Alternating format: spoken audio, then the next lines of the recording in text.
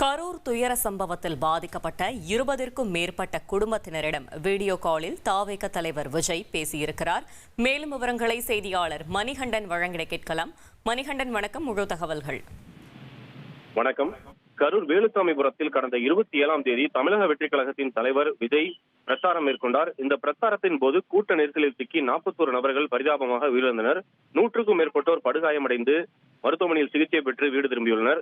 இந்த துயர சம்பவத்தை அடுத்து கடந்த 10 நாட்களுக்கு பிறகு கூட்ட நெரிசலில் உயிரிழந்த இளைஞர் தனுஷ்குமாரின் அம்மா உமாமகேஸ்வரி, தங்கை ஹர்ஷினி ஆகியோருடன் வீடியோ கால் மூலமாக நேற்று மாலை தாவேக தலைவர் விஜய் ஆறுதல் தெரிவித்துள்ளார். அந்த ஆறுதலின் போது நடக்கக்கூடாத சம்பவம் ஒன்று நடந்துவிட்டது, எந்த வகையிலும் ஈடு செய்ய முடியாத இழப்பாக இது இருக்கிறது, எப்போதும் நான் உங்களுக்காக துணை நிற்பேன் எனவும் விரைவில் உங்களை சந்திப்பேன் என்றும் அந்த உறவினர்களிடம் ஆறுதல் தெரிவித்துள்ளார்.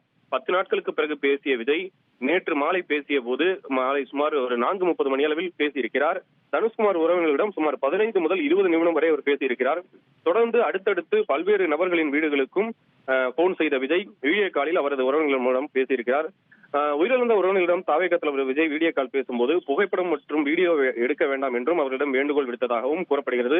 விஜய் இதுவரை உயிரிழந்தவர்களில் 20க்கும் மேற்பட்ட உறவினரிடம் வீடியோ கால் மூலமாக பேசி ஆறுதல் தெரிவித்துள்ள நிலையில் மிக விரைவில் பாதிக்கப்பட்டவர்களை விஜய் நேரில் சந்திக்க உள்ளதாகவும் தகவல் வந்துள்ளது.